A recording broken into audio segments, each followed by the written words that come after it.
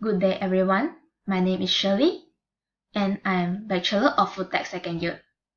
Today, I would like to share about several challenges and issues that I face in communicating with others in English.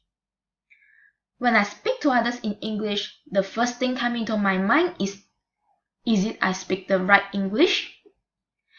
Is it any grammar mistake? Is it my pronunciation correct for the vocabulary that I use? There are the several issues that make me afraid to speak English with others.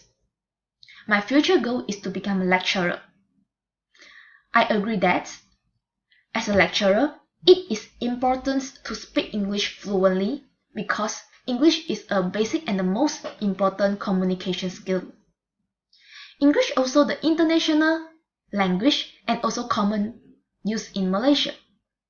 So I think that it is necessary for me to speak English to enter the global workspace and compete with others. My attitude toward learning English is that I try to communicate with others in English all the time and I love English.